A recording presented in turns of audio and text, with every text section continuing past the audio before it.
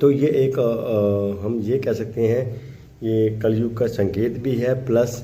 जो हम लोग गलतियां कर रहे हैं, प्रकृति से छेड़छाड़ कर रहे हैं, और साथ में बल्कि आप समझ लीजिए कि पाप हमारे यहाँ पे हमारे अभी इस युग में पाप चल रहा है, जिसके कारण भगवान भी ऊपर नाराज़ है सबसे, और इसलिए इतनी दुनिया की लोगों की मौतें हो रही है, इतने लोगों का नुकसान हो रहा है, बड़े बड़े अच्छे खासे पुल टूटने पर तैयार हैं, कुछ टूट भी चुके हैं।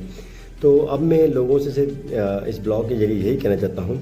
कि भाई अपने कर्मों की माफ़ी मांग लो, और जो भी ये पहाड़ काट के आप लोग रेस्टोरेंट्स और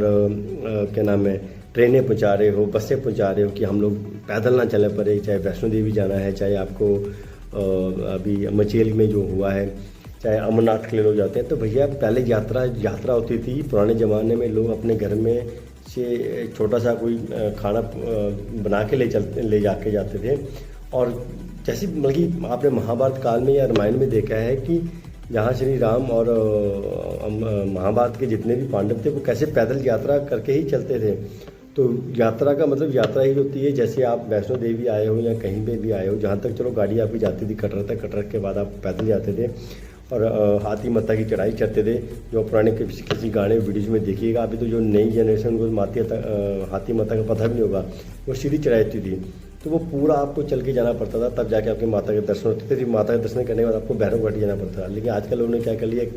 नीचे से प्लेन सड़क बन गई है, वहाँ से जाके मत्था टेकते हैं, कुछ लोग वहाँ से वापस आते हैं, और अगर किसी के पास ज़्यादा पैसा फिर वो वहाँ से वो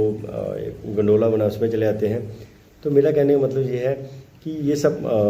गवर्नमेंट अब बंद करें कि भाई प्रकृति से छेड़छाड़ ना करें। अब चाहे आपका साइन बोर्ड ले लो, ये साइन बोर्ड भी पहले हमें अच्छा लगता था कि ठीक है चलो किसी की पर्सनल प्रॉपर्टी नहीं है, बट साइन बोर्ड भी तो पैसा कमा रही है। वो क्या कर रही है,